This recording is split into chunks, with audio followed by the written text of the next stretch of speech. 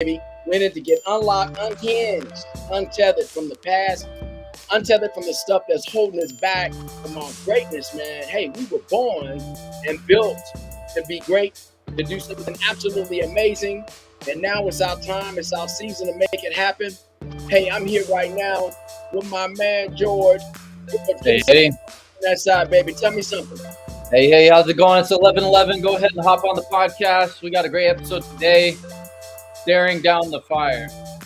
Staring down the fire, man. Listen, so check this out, guys. Let's bring it on the real. The protector can't dictate terms while staring down the fire. You can keep the rhythm going right there, George. I like that beat right there, man. It's hot. The protector can't dictate terms while staring down the fire. Staring down the fire. Man, when you think about that, you're talking about a concept that can lock your mindset in on something. That could be fear, that could be flight, that could be the fight that you need. But you, the protector part of you, can't really dictate the terms of what's going on when you're staring down the fire, when you get locked into the romance of what it is or it isn't, and you haven't come to a place where you can make a decision on what's going to be your lifestyle, what you're going to do, how that's going to evolve. And that's because if you've not put in the proper practice for winning, if you're not putting in the proper practice for trusting yourself, trusting your decisions, then you'll be spending a whole lot of time staring down the fire without being able to dictate to yourself terms for agreement, terms for forward progress, terms for winning. So many stare down the fire, they get hypnotized by whatever the meaning is blazing in that fire, never realizing that the time wasted in the romance of non-decision is costing them money. It's costing them a part of their progress. It's costing them a part of that good feeling that they could possibly be having, but they've lost it because it's blaze on, and the blaze on is dealing with negativity. Olympic gymnast Bella Coralile, she said, "My attitude is never to be satisfied, never enough, never." And so, therefore, she's built a trust component in her psyche. She's ready to realize that whatever is not maximizing in her life, whatever is not accomplishing in her life, when she made that quote, then she wasn't satisfied with it, and it wasn't enough. And so, never surrendering to mediocrity, never giving in to just looking at the blaze and not having a culture in your mindset for moving forward and making a decision, making your fears fear you. Never will she allow that. So the biggest fears many times is a fear of making yourself progressive, fear of being able to trust yourself. Let's think about it for a second. Think about all the psychosocialized fear that we've been embedded with. Let me think about it. I'll get back to you. Give me a moment. How long have you been thinking about this? I've been thinking about it for 5, 10, 15 years. And you still thinking about it now? What is it that you haven't thought about in that time frame? Well, I don't know, but I want to think about this before I make this final decision. You've been making this final decision for 15 years, 5 years, or however much time you spent in that psychobabble that somebody taught you about fear. And you've made it culture for your mind, for your thinking. You've not made a culture of trusting your decisions, so much so that you can trust your decision to make a decision and move forward. And if it's not the best decision, you also are man enough and woman enough to say to the decision you just made, I'm not. And you can leave it alone and you can discard it. And everybody has a right of rescission, a right of to stop whatever you just started. But what I found is that in the moment of decision, there's some data points that you will never get again. The data points for success are in the decision, in the moment, in your now. The data points for fear come up after you've excused yourself from the moment you can trust yourself. And because you can't trust yourself, then the data points for fear, they start to arise. The beauty of practicing the decision is you're building the trust in yourself, because the power of a decision is that you made it. You trusted you. Now, the greater trust is that you can change your decision. You can change your mind, or you can build on what you got because you're getting fresh new information, stuff that stretches you beyond what you know. And just like when we were talking about uh, Savage Will, how we want to launch and we'll make it better and grow in it. And there's some places that we need to look, some places we need to investigate so that we can get better at what we do, better at this delivery, because this platform has been doing marvelously well in so many people's lives, and we want to make sure it can enhance. We want to make sure we can do better at it. So the information is hidden in our forward progress decision. And so we were making decisions on making this better. So the data is coded in the moment. And in the moment where we made the decision to trust ourselves, staring down the fire, every moment of that decision, we know when we said yes, that we're going to move this forward and make it better. It's loaded with data points for success. Jump on in there, man. Yeah, so real quick, just defining fire here in this imagery. Fire would be the bad thing, it'd be the fear, it'd be kind of the chaos of life. Is that where you're getting at? The fire is that. Okay. Chaos is always there, but chaos can be good. Right. The real part is fear. I mean, you know how many wonderful businesses and concepts were born out of chaos, but what they did, they faced the fear. They faced everyone's idea of what success and failure could be.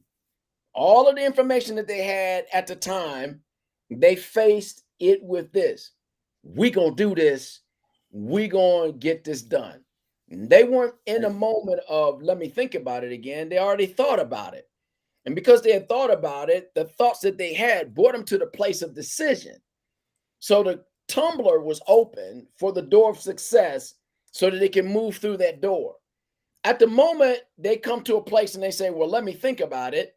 Again, that tumbler locks. Success tumbler locks. It's quartered off. It's over with.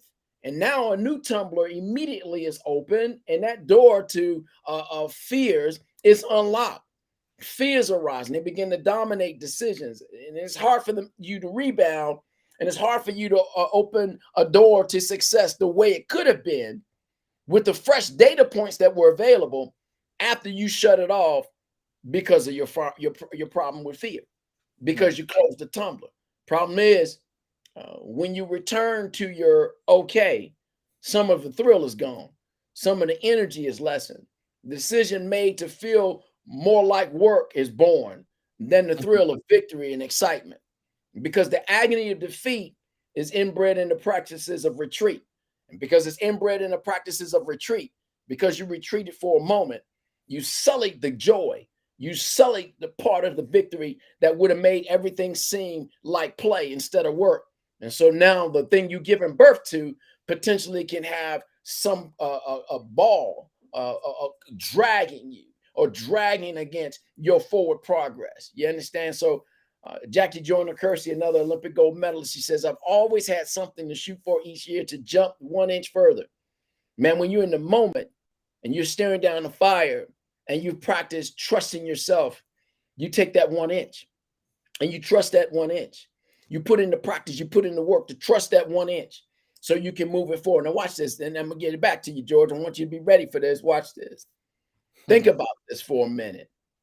You know, and I'm talking about learning from failing forward. Years ago, a good friend of mine told me about Bitcoin. At the time he was dealing with it, it was about $500, you know, and they were looking for investors. And I said, let me think about it. And the next thing I know, it was at 5,000, and then it just kept on growing. So some people look at the Bitcoin investment right now, and they're like, man, this right here is costing people millions of dollars. But everybody that got in at inception, and they bought that coin for 500, everybody that got in and bought it for 1,000 and 5,000, they're multimillionaires right now.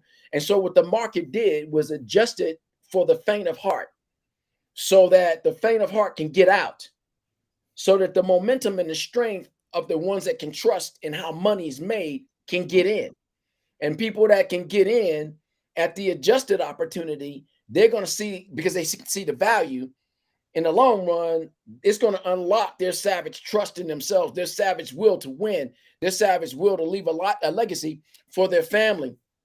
And they're going to get in, trusting themselves, looking at the data point, the fresh new data points that exist, and they're going to get in and they're positioned for the possibility of winning big over time.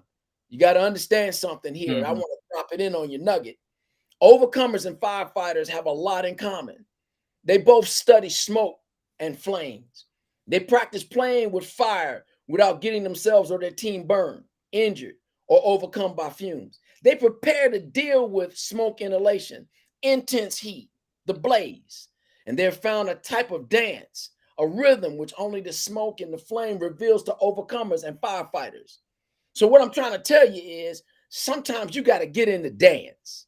And what I'm trying to say is many of us never get in the dance and we never get the right partner so we can get our groove on and not step on each other's feet because we don't practice trusting ourselves. We practice somebody validating who we are so we can trust what they said.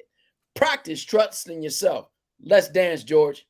Yeah, I think some of the things that popped out is just hacking the decision making process and not letting it be driven by fear, because the fear is always going to be there. It's just what are we listening to, which way are we moving, what are we running towards, and what's ultimately the motivating and driving factor is because there's always the thought of, what if this doesn't work out, there's already people doing it, yada yada yada. The list is endless, and the successful people in life, it's not like they don't think those things. They just don't let that drive their decision making process. 100%. So whenever I'm like thinking about something, I'm like, okay, is this something that's been a lingering thought and desire for an extended period of time? And if I don't do this, what am I going to do? Like, what else will I do? Yeah. Right? Is this always going to be a topic where I look back and I was like, man, I should have done that? Or, you know, is it just a fad? So it's like you got to find that line between thinking through it, and if I'm going to do it, I'm going to be successful, and I'm not going to drag the ball behind me. I'm going to go with it with everything I have. But then it's also so you have to be committed to your decision, right? Committed. And because most people aren't, they want to do all the things. They want to learn 5 languages. They like it would be nice, but ultimately it's like, where are you really going to buckle down and put your time in to really focus and develop your craft? In my opinion, you have to start with one niche, like one niche, and really just hone in on it and craft it until you kind of have a subconscious grasp towards it, and you're not in this forever learning process, if that makes sense, like the training wheel process. And then you can kind of add in other things that will funnel all towards that one idea, right?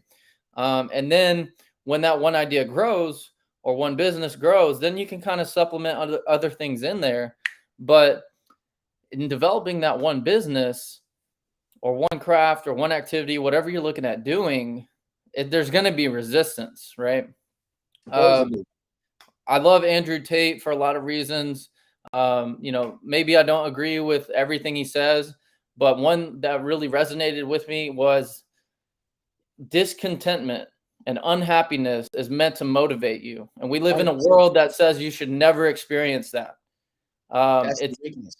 And then that leads to the indecision, the being stuck in your life, just complaining about it.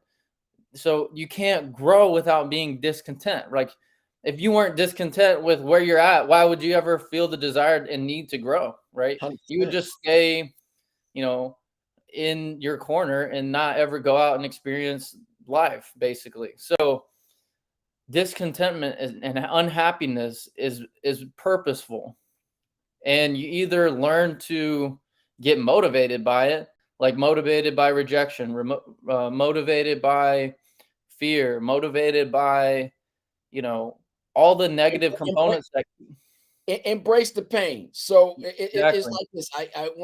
When I play football, when it's always just one of the smallest guys on the field, I always knew that I was gonna get a big hit.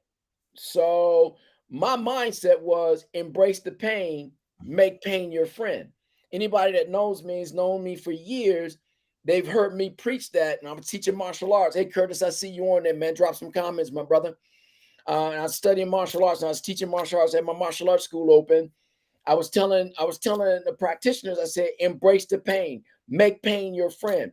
That didn't mean that if you had a meniscus tear or something else that was going on, you ignore that. But embrace the pain. We're doing calisthenics, we're doing exercises, we're doing 150 side kicks up in the air without putting that leg down. We're kicking up 50 times on the bag, 4 times, right leg, left leg, spinning side kicks. We're doing axe kicks, all kind of twisting kicks. We're doing all these different types of things, hundreds and hundreds and hundreds of times.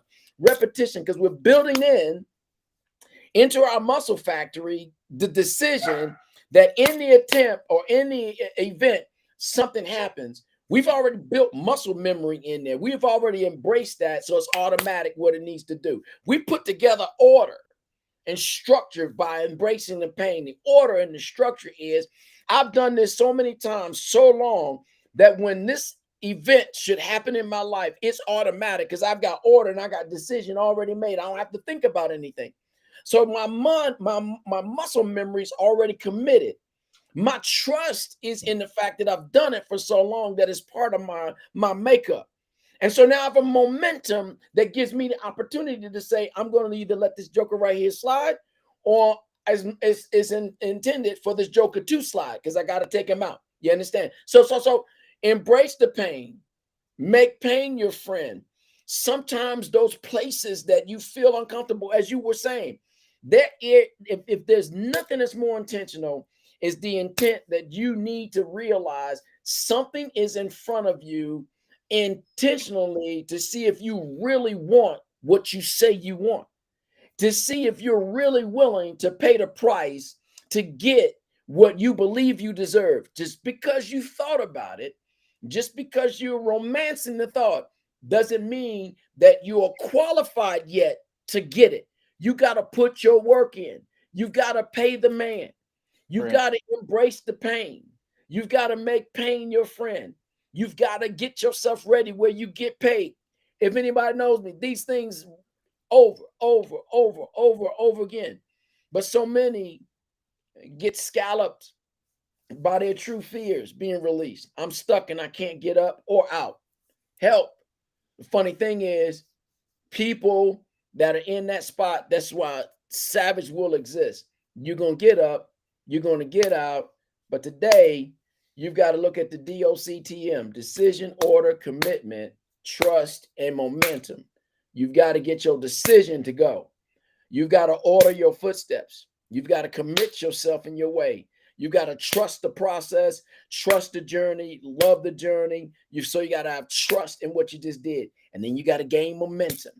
Don't have people in your life that's not celebrating your purpose. Get some people in your life that's going to help you rebut your fears.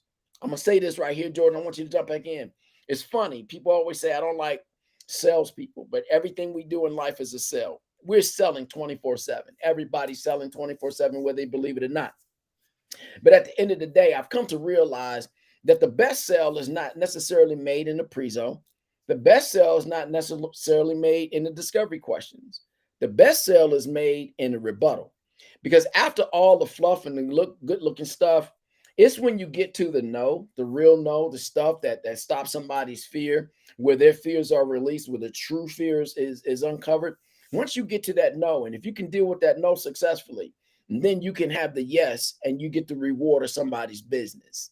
And so when somebody is selling you something and they're selling things in your life, once you can get to the place where you can deal with your own no, why am I afraid of doing this? All the decisions that I made heretofore in my life has brought me to this place where somebody has just come into my life. Someone's in the avenue of my life right now. They're presenting something to me that my decisions help to bring me to this place where they are able to identify what's happening in my life or something that seems like this. Now I'm brought in front of this to make a decision and to decide on whether or not I want to manifest in this and make it my truth, or I want to tell it no, period. Because you don't always have to say yes. Sometimes the decision is absolutely no, and you move on, close the chapter.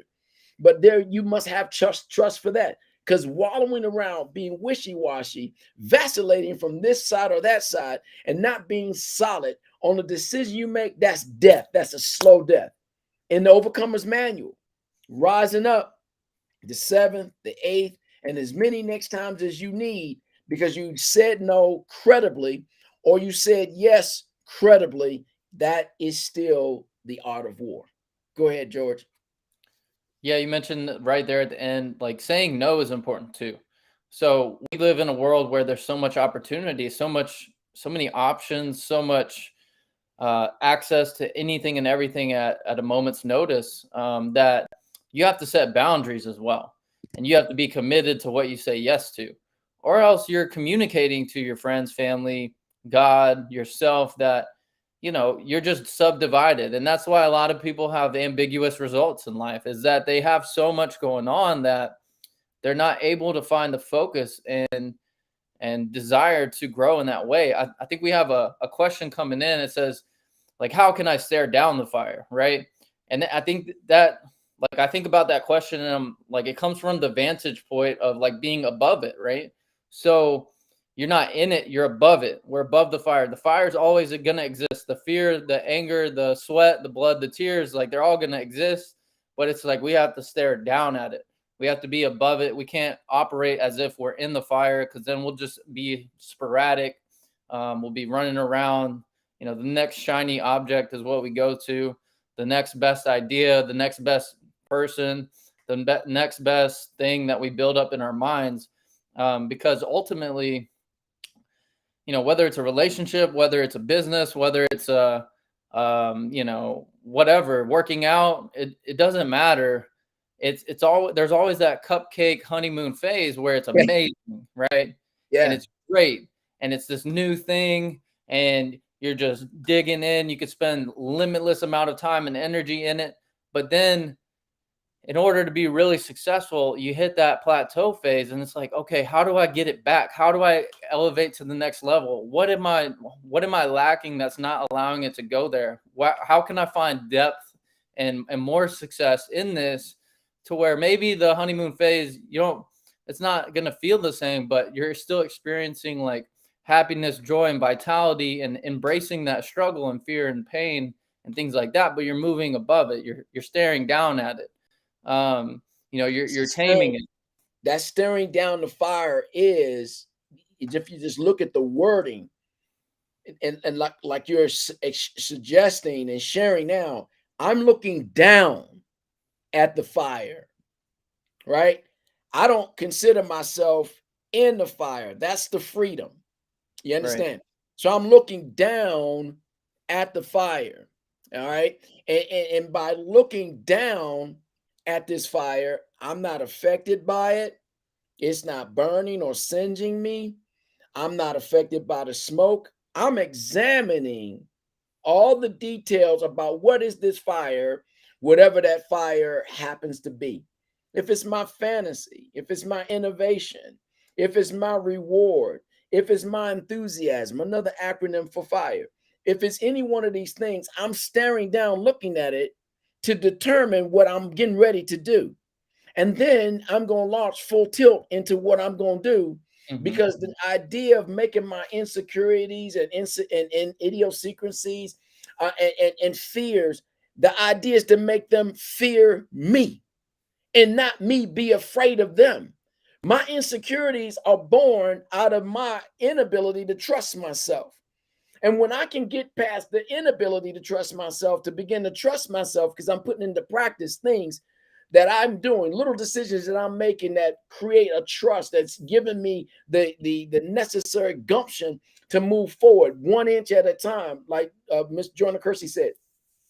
They make that 1 inch additional jump because I put my work in on that. I put my study in on that. Then it defies now the insecurity. It says I can make myself better. Even if it's 1 inch better, I'm better. And so then my idiosyncrasies that are associated with my insecurities, now that destroys a layer of that power over my life.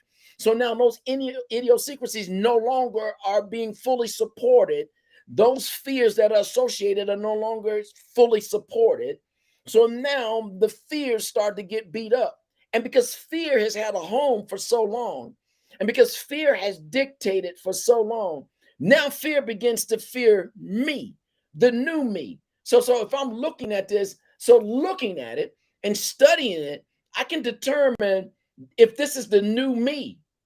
And that new me is exciting to explore, exciting to accept, exciting to trust. Here's a munchable.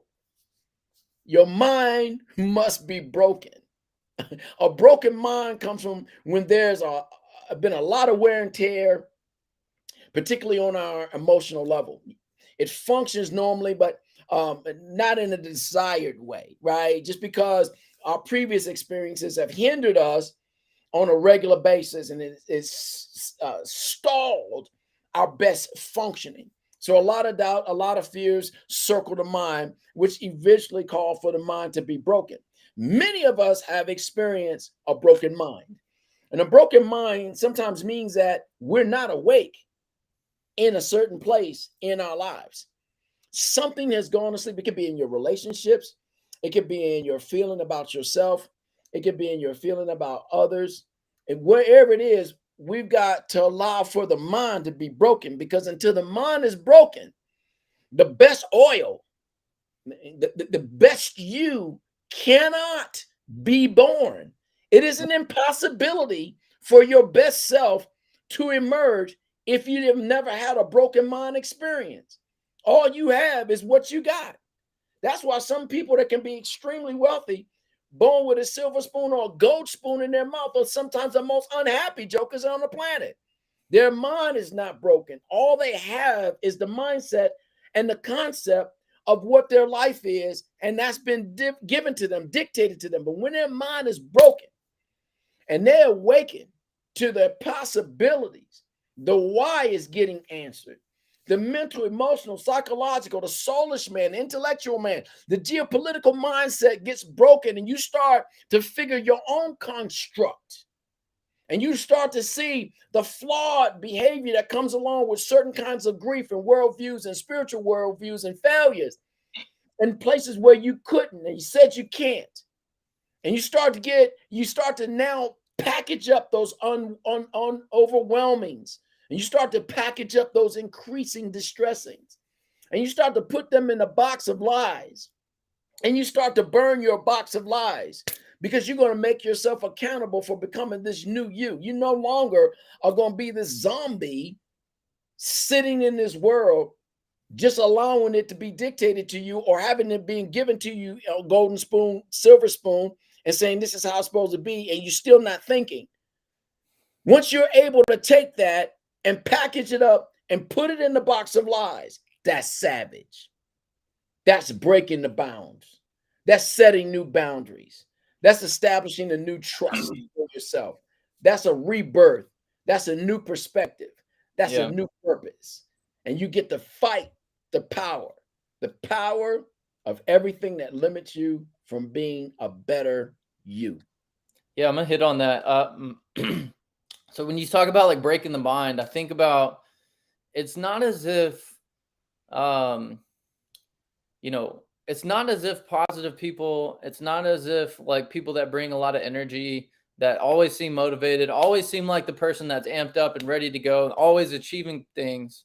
The overachiever, it's not that they don't see the negative of the situation. They just choose to live in the glass half full scenario versus it half empty, because it's like, what am I going to do? There's always something to complain about, right? There's always a fear. There's always a fire to look at. And then if you just get caught up in it, it's kind of funny, because when you see an actual bonfire, you just want to stare at it, right? Right. Something about the glow, when you see the charcoals at the bottom, the little embers, there's something that's very, very hypnotic about it. Yeah. But when you see, that's how we get about our fears. We just stare at them, and then what you focus on grows, right? 100%. So when you stare at your problems, they grow. Yep. And it's something that successful people, they just focus on the half full. They focus on, okay, what do I need to do that I'm doing well? How do I need to improve it, right? That's what's up, man. How can I work on the good things that I'm working on? How can I feed myself versus deprive it of nutrients, right? Right. How can I focus on what I have versus what I lack? And then also gratitude comes into play as well. Like I'm thankful for the things that I'm doing. I'm thankful for the things, the areas that I'm growing. I'm thankful that I'm aware of the dark so I can learn to focus on the light. That's Right on. basically like that dichotomy is the yin and the yang, Yeah. you Yeah. know, like the darkness is never going away, right? The darkness is there with us at least in this physical life that we're living, right? So um we can't focus on it. We have to learn to live in the light, be in the light as I am in the light, and we'll have fellowship with one another. That's biblical, obviously. And then I also think about like Shadrach, Meshach, and Abednego when I the knew you was gonna jump on it, baby. king was trying to burn them and they were walking through the fire, Yeah. right? Air Uh, conditioning. I don't recommend like walking through fire physically, but like it's a great metaphor for life. There was something definitely supernatural going on there, and we that's a topic for another day maybe. But it's like being in the world but not of the world. It's being plugged in, being active, being where your feet are, but not being sucked into the drama, being sucked into the negative. You turn on the TV, negative. You turn on social media, you're going to see something negative if that's what you're looking for. Thankfully, social media, you can mess with what you view, what you like, those sort of things to see positive, to see inspiring, to see growth mindset, content and actually learn and grow from it. Obviously, it can be a tool used, to benefit. Um, so it's about seeing it half full, and that's the deal. Is like there's always something to complain about. All we could always have more. We could always dream about more, but I'm gonna enjoy what I have. I'm gonna Right enjoy now. the time that I have. I'm not gonna say, "Oh, I wish we had more time together." I'm gonna say, "No, I really enjoyed the time that we have together, and I value it greatly." So next time I get my time around you, whatever it is, then I'm gonna really be plugged in. I'm not gonna have a divided mindset. I'm gonna be where my feet are. I'm gonna enjoy the time we have together. I'm gonna bring energy. Um, Jay Shetty has a podcast, and I think his story is really cool because he was a monk, and now I don't know if you ever stopped being a monk personally, but um, he has a It's podcast evolved. where he talks about relationship dynamics, and the thing is, like, when people go on vacation, he was talking about when like husbands and wives when they go on their honeymoon or their retreat or go on vacation. There was a couple sitting on the beach, and the man was reading his book, and the wife was present where she was at, right? And they get back from the vacation, and she's like, "I just don't think we spend enough time together." Right. And the husband's like, "We just spent a whole vacation together." Right. And then what she's really meaning is, you're not giving me your energy. Like, I don't Yeah. feel you when we're together. Right. Yeah, I don't feel like I have your focus, attention. I feel like we're not bonding. And that applies to everything. When you're working, are you working, right? Or are you glancing at your phone every 2 minutes when it dings? Is it on do not disturb? Like where your focus is, what you focus on grows. So we have to learn to hack that mindset, that decision making. We have to give our attention to what we owe ourselves to give our attention to. So if it's a business, give your attention to your business. If it's a side hustle that wants to turn into a full time, make yourself your own boss, that sort of thing. There's plenty of avenues to do that. So it's just a matter of, I think, when you focus on it and really kind of question yourself, what am I doing that's not helping, right? Because we all do that. We all have a yin and yang effect going on Yep. inside of us, right? So living above the fire, growing through it, staring down at it. Staring That down the fire. exactly. It's just kind of like comes together when you think about it like that. So somebody sent a question, says, "Can I face fear like it's a death, like waiting for the Calvary?" 100%. But here's the thing: face your fears like it is a death, but don't wait for the Calvary. You are the Calvary. You are your best soldiering for where you want to go.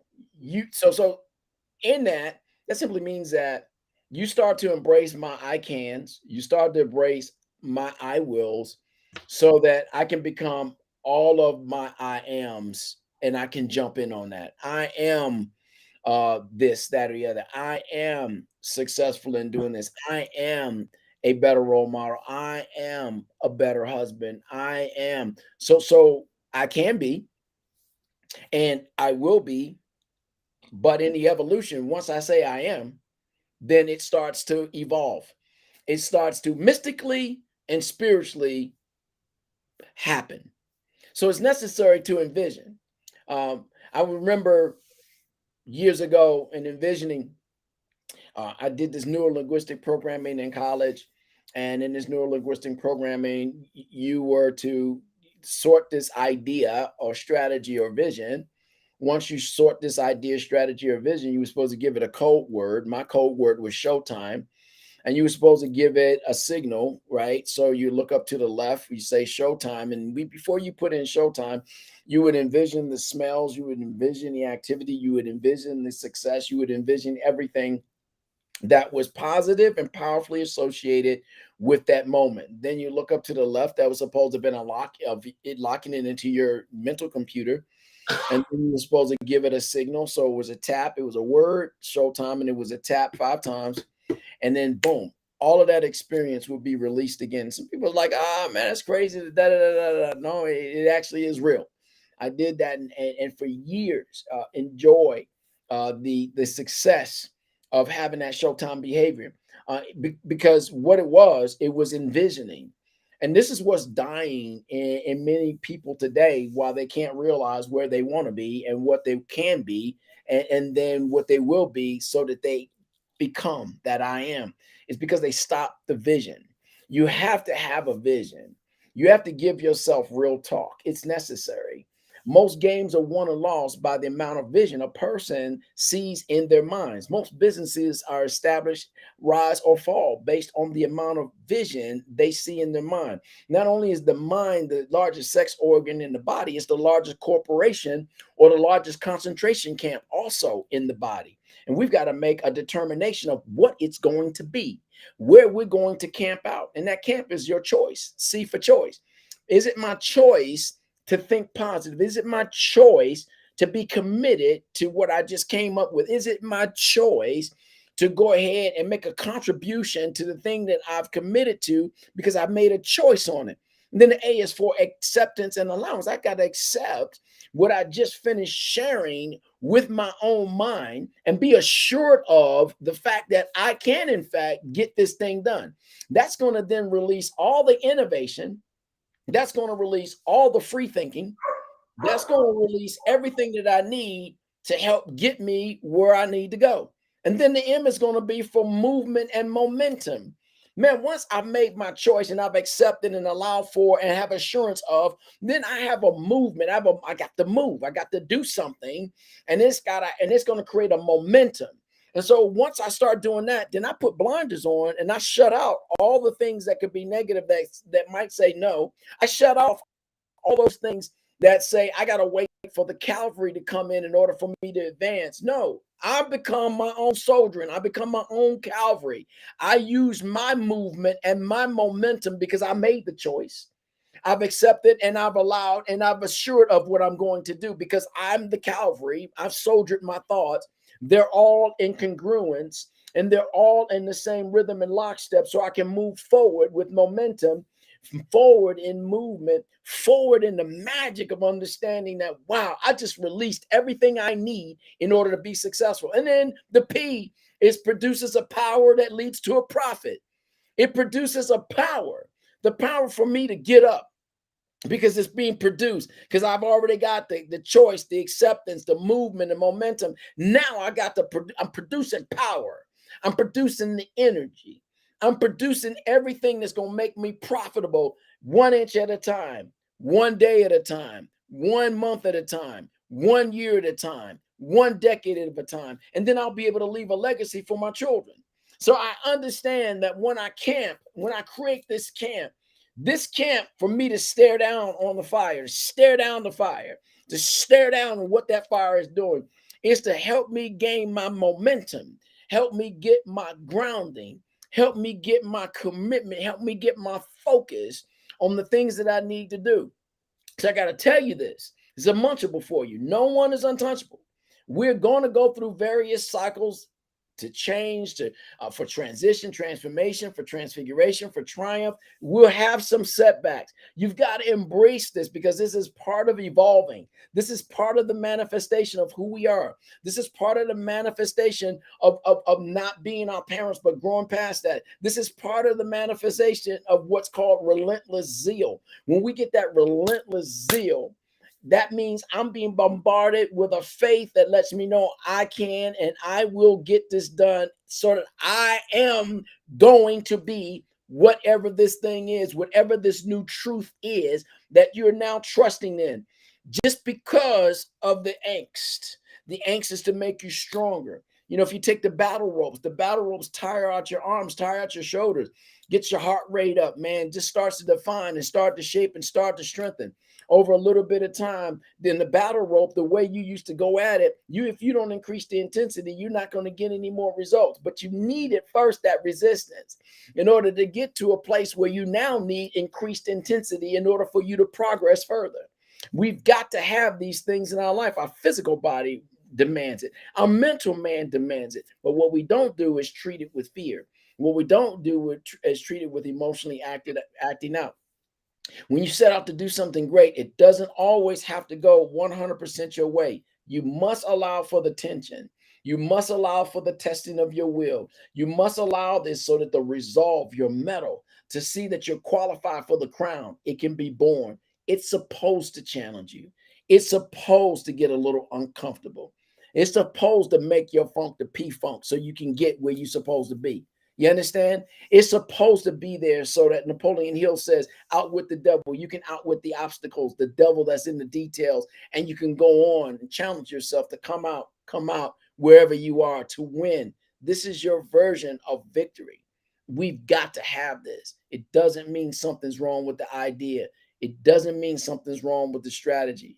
Listen, even our Lord and Savior, he came and he came to set us free. Look at all the resistance he had, even unto a cross. And after that, he was able to get back up, and he got back up in a new disposition and a new character and a new being that had no limits, that had no bounds. And it was in the getting up, the rising up, the overcoming the grave. See, the grave was necessary, but it's in the overcoming of the grave that the greater victories are won. You got to get up from the grave. We've got to bury the past. We've got to bury the old and all the mindset that's associated with it. But we've got to get up. And when we get up, and we're more of a threat than before we went down. Yeah, I love that. The picture of Christ coming, dying, like ascending back up, like that whole imagery of overcoming the grave is just so applicable to our daily lives. We have to overcome, we have to pick our cross up daily. We have to carry our burdens with us. Like we carry good and bad with us all the time, and it's just about seeing the positive, is limiting the bad, maximizing the good.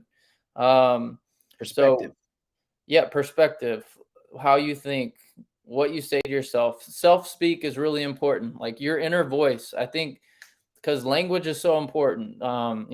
Life and death are held in the power of the tongue, and those that understand that will speak life or speak death. So They'll it's profit from it even, if they understand it. yeah, exactly. And today's language, like pop culture language, is really interesting to me because there are these like catchphrases that people say, that I'm dead is one. Like, why? I don't understand how that caught fire, right? I feel like I feel like, um, yeah, I'm crying, like all these you're other dead. things. You're dead to me. Yeah, that's one too. Like, um, on some level, there's some room for creative expression, comedy, things like that. But if these are phrases that we say to ourselves habitually all the time, constantly, then our body doesn't really necessarily know the difference. There The was brain doesn't know. a The water brain can experiment. determine Yeah, there was an experiment this doctor did, 100%. that where he like spoke words to water and then froze them and then did an image of them, and they were more symmetrical. They had some of that, you know, not the golden ratio, but some like symmetrical patterns. It looked like, if you know what cymatics are, it's like how sound influences physical Sure. environment around you. Um, you know, biblically, in the beginning was the word. Some people Vibration. see that as like vibration, sound, frequency. I Yep. think when we start to study those things, we can kind of influence how, utilizing it for as a tool rather than at our detriment. So it's being observant of those things, like the Well, words even, we even the say do matter. scriptures say, even the scripture says, "Speak things that be not as though they were." So it didn't put braces on that.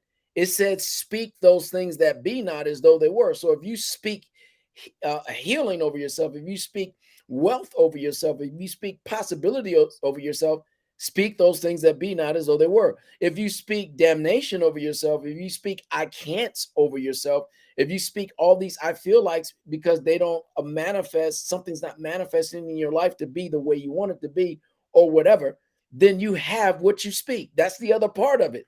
You have what you speak. I had a radio broadcast years ago and I called it Real Talk. And that was the premise of it all. In that radio broadcast, it was about real talk. Here's real talk. Whatever you say out of your mouth, that's real talk. That's improving your confession, whether it's good, bad, or indifferent. Real talk. That real talk is deepening your commitment. Good, bad, or indifferent is deepening your commitment. That real talk, whatever you say, is exposing your conversion. It's exposing the conversation of your soul. Real talk. Real talk is the elevation of contribution. What are you contributing to your mindset? That's real talk. It doesn't matter. That's not what I meant, but that's what you said.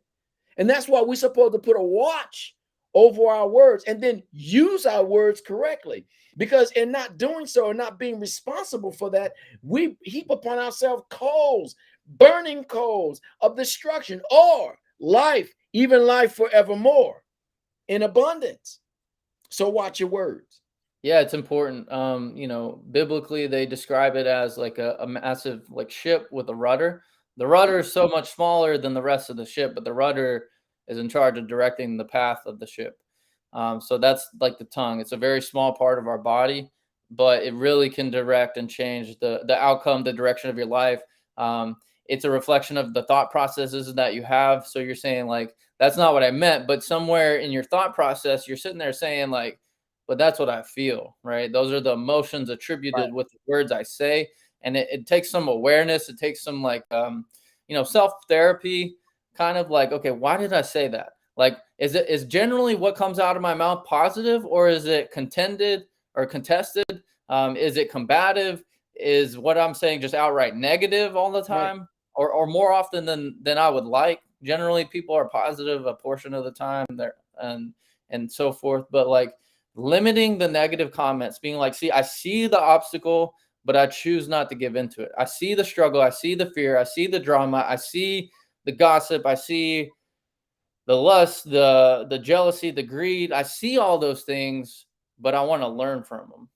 Maybe just go ahead. You got something there. Sometimes it's a fire you don't need to touch. Remember, I'm staring down Exactly. at the fire. There's so much evidence already that suggests this, that, or the other.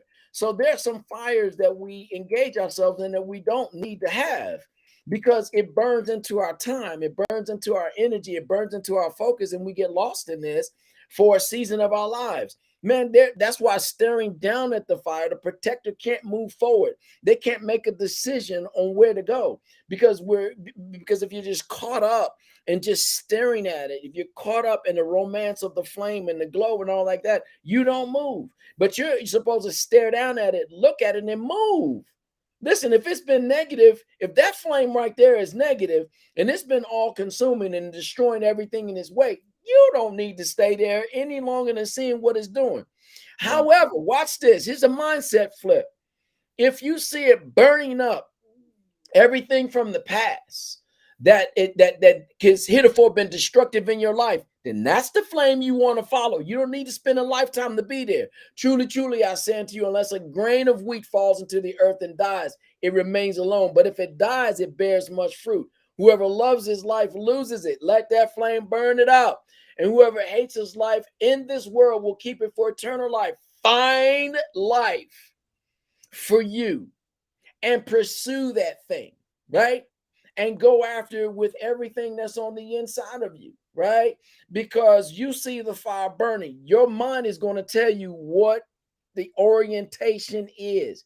If I see, for me, if I see a fire burning in staring down at something, that means everything for me in my mindset, in my real talk, in my real speak, it means all that stuff I used to do, all that stuff that had me and attached me, all that stuff that held me bound, it's now being consumed out of my life. It no longer serves me. I no longer need this. That's part of my past that's being consumed by this flame. Now, in my real talk, real speak, it also says that the path that's ahead of me is wide open. It's beautiful. It has lush vegetation. It has everything that I need to prosper. It has everything that I need to grow from. I need to let this past die so that this new beginning can be. And my real talk, real speak says, this is the way I'm going. So staring down at my flame, it has two perspectives. Find your perspective, right? See if your perspective is everything that's burning, that's being consumed, right? And it's necessary because it no longer serves me, or if it says something else. So for me, my whole mindset is wherever that flame is and it's destroying, my mindset right now is it's consuming everything that has held me from my purpose, that has held me from my prosperity, that has held me from the people that I can affect and people that can affect my life so that the world can be made better. I'm going to say this. A person asked me a question the other day, and it was relevant to the times. The question was, hey, if you won that $1.2 billion, what would you do with it? And so the first thing I said to him, I said, listen, if I won the $1.2 billion, I said, everybody in my family, everyone that I consider family, they will have a trust account set up. There'll be money placed inside the trust. They'll never have to worry about these problems again. I said, then I would go out and find several big plots of land around these United States of America and other parts of the world. And I would build affordable housing, self contained communities. They said, what? I said, yeah.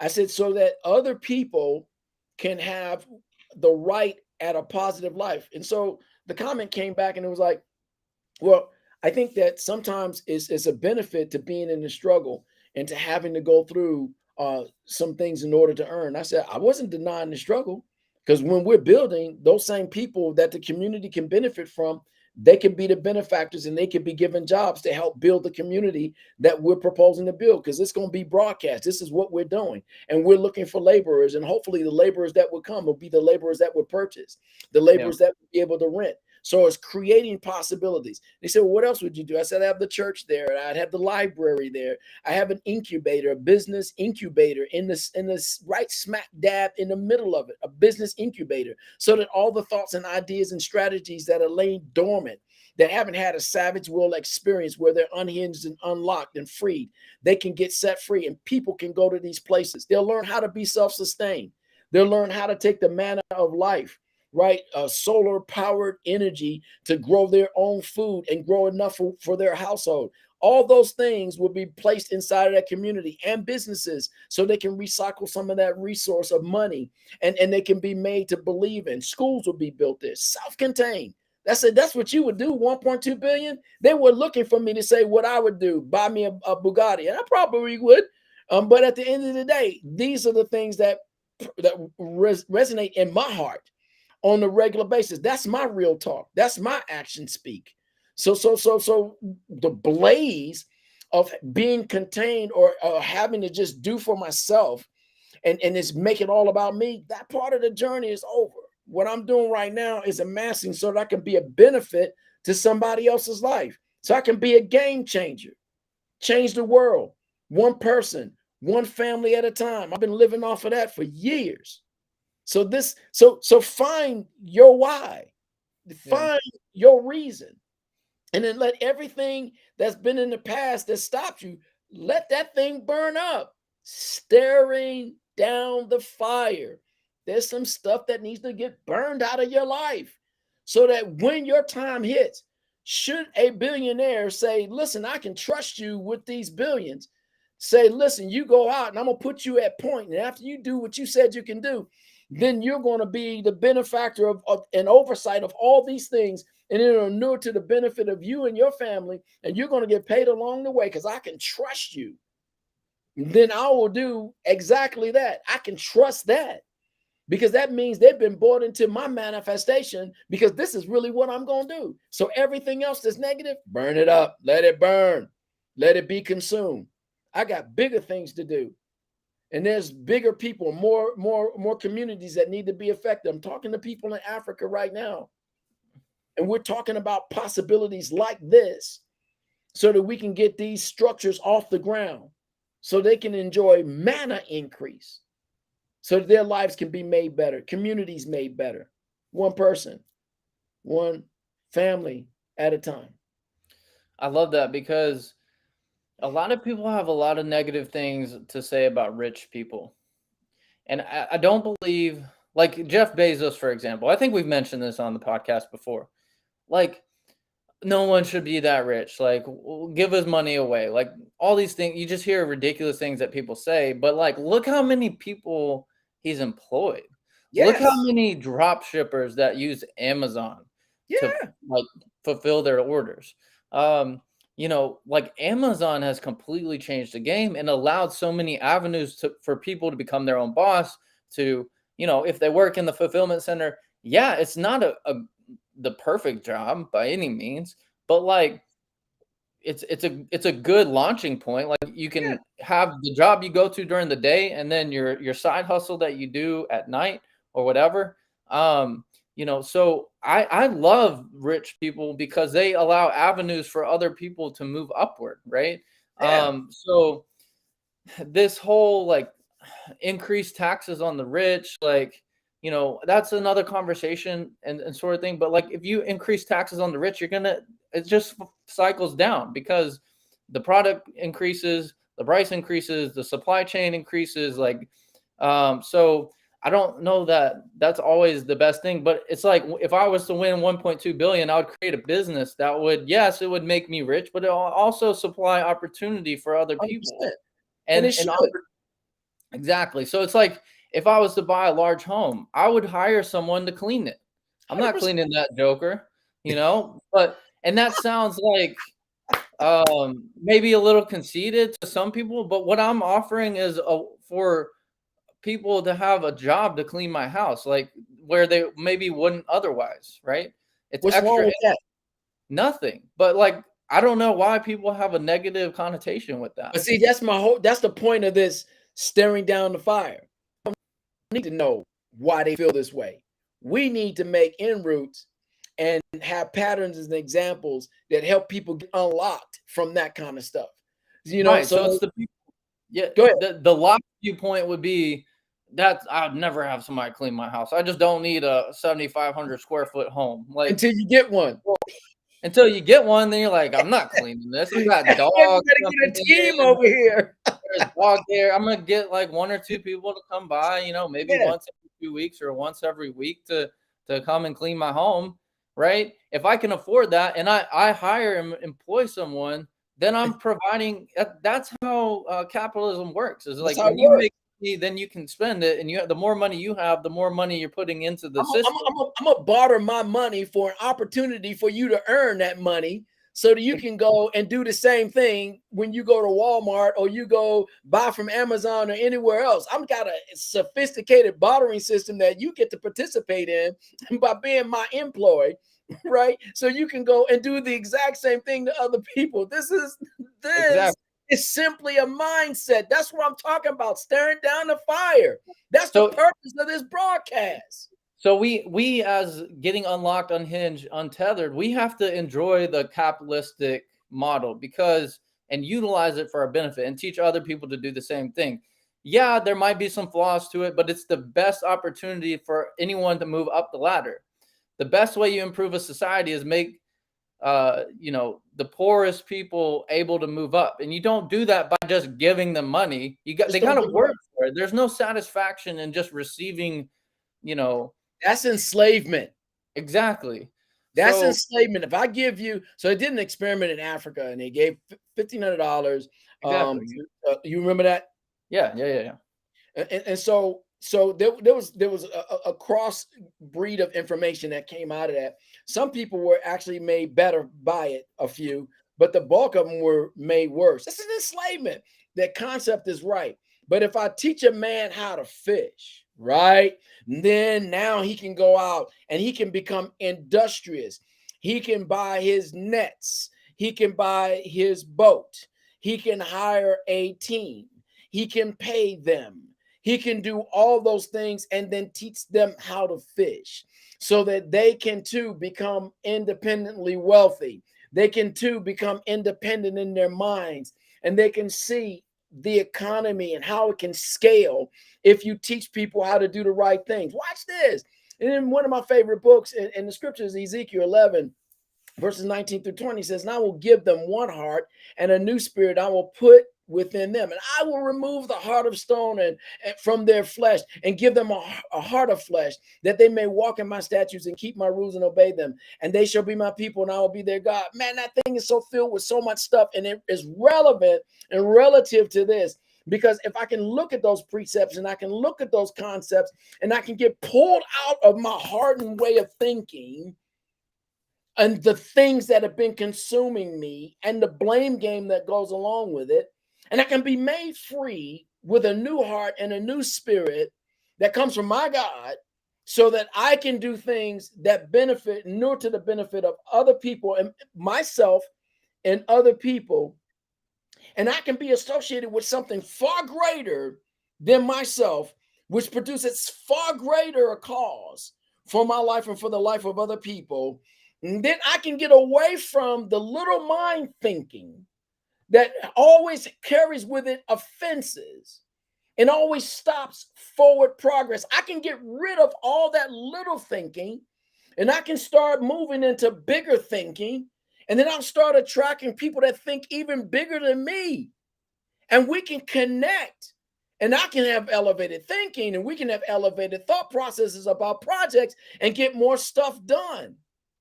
But if I stare at that fire and it's always filling me with negative thoughts and emotions, I'll never progress. It'll eventually consume me.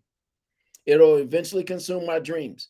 But if I can stare down at that fire and I can see everything that is consuming is all the negativity and garbage of my life and my past, and it can have it, because I want the best me, the best version of me, the best money that I can make, so I can create better opportunities for other people, then I can see that that flame and its glorious glow is pointing me in the direction that I should go in, and it's burning up the direction that I need to leave alone. When the children of Israel were being delivered from enslavement and bondage, and there was a cloud that covered in the day to keep the intensity from destroying them, but there was fire behind them to keep any of the pursuit of their enslavers, any of the pursuit of their past, any of the pursuit of their own mindset from catching up to them and destroying them. We sometimes miss the metaphor of that.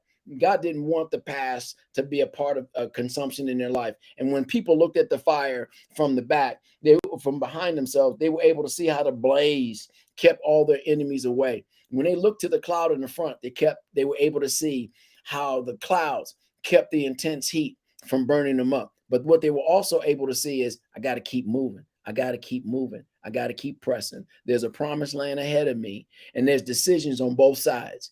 If I stop anywhere along the way, that fire that's to keep my enemies back, it may consume me. If I don't keep looking to the cloud and move myself from underneath the cloud, there's a heat that can destroy my forward progress. I got to stay in position until I get into that promised land. And when I get into the promised land, my thoughts have been baptized into a new reality of possibilities that I can do all things and I can achieve, and all impossibles can become possible, because I've been staring at this fire the right way, and it's not given to consume me, it's given to deliver me into something greater.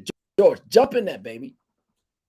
Yeah, it's all about maintaining that proportion of a growth mindset, staying in our like forward thinking, not limiting. It's a constant cycle. Like, we're gonna have times of the day, even times in an hour, to where we feel like we're not under that cloud of protection. We're not stepping into and performing on all cylinders like we think we should. So it's like, it's okay, but you just have to take action, right? We make hundreds of calls a day. It's not about the last call, it's about the call we're on right now. It's about, that next call. Like if the next call is a close, how does my mood change, right? It's good, right? So we just have to focus on like now and then our next step right in front of us. If we always take the next right move, then we can like look down the road later and do an assessment like, was that the right move? Am I moving in the right direction? But like in the day, in the minutes, in the hours, in like the shifts, we have to just make the next right move. And if we're being trained, if we're learning from the right people, we know what the next right move is. And we just can't focus on, well, I called that dude and he cussed me out. And then we might feel like, oh, well, can I even make a sale? Do I even know how to sell? No, you just got to get back to the blueprint, do the little things right, make the minutes matter, and the hours will take care of themselves. Right. So that's, I think, a way to not get hazed or get hypnotic and be hypnotized by the fire. Right. Is Right to on. just, what's the next right move right now? Right now. Right now, based on my goals that I've set for myself, based on who I want to be and the direction I want to go. What's the next best move right this moment? If you don't know that, then that's fine. Do some like thinking, write down your plans, dream up the person you would want to be, right? And then what's the attack? George, on that, don't lose that thought. But also allow for the broken mind. Because in the broken mind, remember that concept, that consciousness right there is saying, hey, this is what has been happening. This is what's caused psychological disillusionment and disorder. Here it is. And that is the write it down step. But then here's the healing part that comes out of the broken mind. Keep that in play. Because if you look at the psychologically disillusioned and disordered, that's disruptive and it destroyed your life. But now, if you look at the possibility thinking, if you look at it, I can do all things thinking, and if you look on the other side of that flame, there is you, a better version of you that will continue to grow. Because even after you touch that new version of you, there's still so much more for you to grow. And that early part of touching that new version of you, there's still some residue and debris from the past that still has to be worked out of your life. Don't worry about the fact that it's there. Worry about the fact that it's going to get worked out of your life. And then you're going to go to another level and then to another level and another level. The process never stops. George, finish that thought, baby. Your thought. Yeah, it's about having that vision and like staying in tune with the now. Like, all right, what do I need to do in this moment? Do I need to take a 3-minute break and then plug back in and refocus, relock in? Do one thing I've been doing lately is I'll literally just start clapping and then remind myself why I'm doing what I'm doing. And there's something about clapping. I think that like people get excited when they clap. They get energy. Like it's something about waking up, like your hands in a way like wield energy, right? It sounds weird, but I think there's something very like, energetic in like clapping and patting the body, like waking it up, getting it communicating to one another, because we can get stuck not only in our heads but physically, like moving energy and things like that. So it's about waking things up and doing some clapping and saying, yeah, next call, next close, right?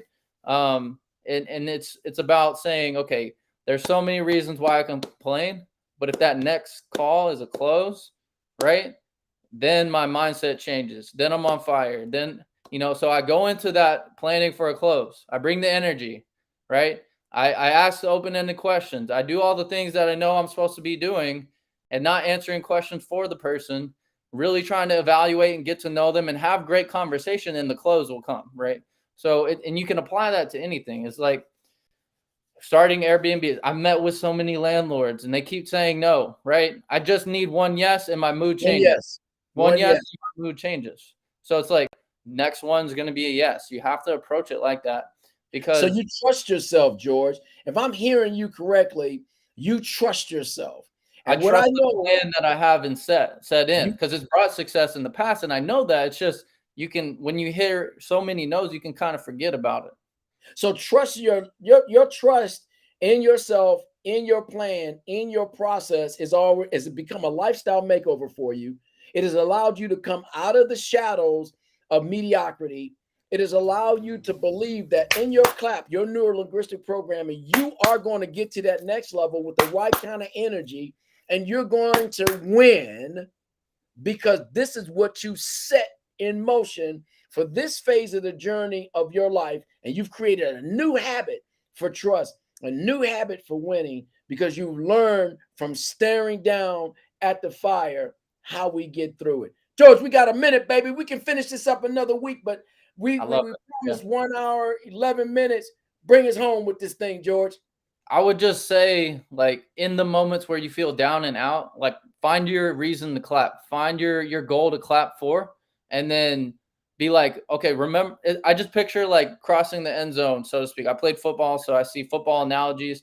Like, I'm gonna sit there, clap in the end zone, be celebrating with my team. I see the people that have encouraged me my entire life. I have that vision set.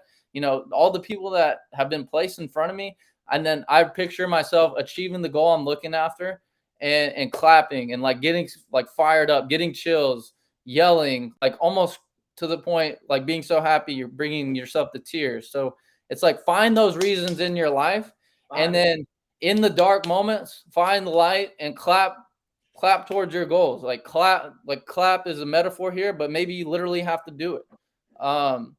So it's just finding those things that refuel you, that fill the tank back up. So, Man, it's been hot, man. Take us home, George. yeah, we really appreciate you guys listening today. I see some people cycling through. Go ahead and drop a like, comment, and subscribe. If you want to comment, go ahead and tell us where you're listening in from, and tell us something that you're grateful for, and tell us something that you're looking forward to this week. Tell us a goal that you have. Tell us something that you're trying to achieve, and we will definitely shout you out in the next episode. We love to see people chasing after their dreams, untethered, unlocked, unhinged, going after it and living life, to their full potential. So we're going to go ahead and call it today. We appreciate anybody listening. Robbie, great episode as always. Look forward to the next episode next Saturday at 11:11. 11:11, guys. We'll see you.